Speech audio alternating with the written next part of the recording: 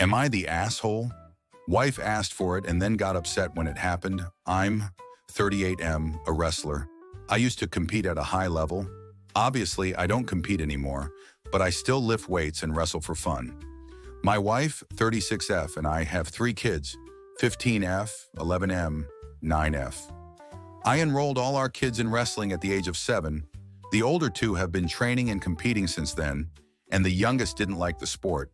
So she quit, and now she is doing gymnastics. My wife has never wrestled, but she goes to the gym regularly and she has decent strength. Yesterday, I was chatting with my wife, and the topic of our daughter's wrestling tournament came up, and she asked me, what do I think will happen if her and our daughter wrestled?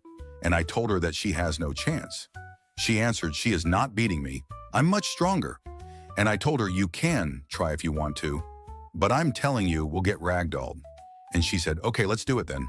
So I called our daughter into the backyard and told her that her mom wants to wrestle. They wrestled while me and the other kids were watching, and just like I told her, my wife got handled with ease. When they were done, it didn't last long. My wife laughed it off and acted fine, but as soon as it was only me and her, she said to me, so you knew how that wrestling match was going to go? I answered yes, and she said, and you still let it happen? I got embarrassed by my own child in front of my other children, and now they are not going to look at me the same way.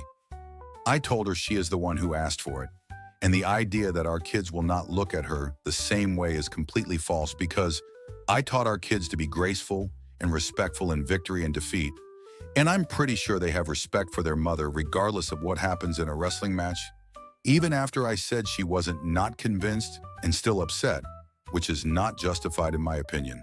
Am I the asshole?